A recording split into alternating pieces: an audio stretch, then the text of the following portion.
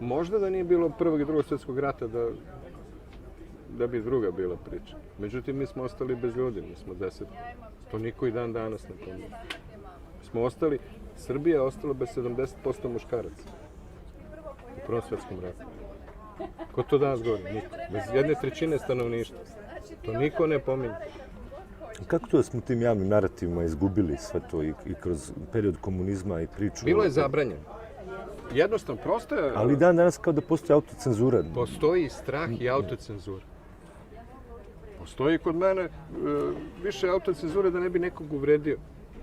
Ali šta to koga vređa koja kažem da sam Srbin i da, po mom mišljenju, da su Srbi narod najstariji? Je to uvreda za nekog?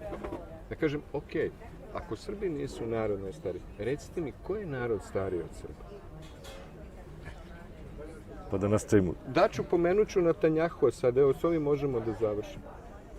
On je govorio i rekao je da je, citiram na srpskom prevodim, da je prijateljstvo naše dva naroda staro 1000 godina unazad, seže do vremena Rimske republike. Vreme Rimske republike, molim lepo, kad je počeo 6. vek pre naše ere, pre Hrista. Mnogo prije od ove bečko-berlinske škole koja kaže... Niko to od naših historičara, mainstreamera nije prokomentarisao. Već 1.5 godina je prošlo to.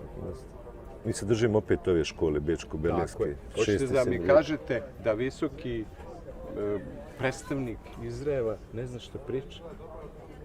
Da nije izbriefingovan dobro? Pa nije on to rekao da bi ugodio nam, nego zato što je to tako.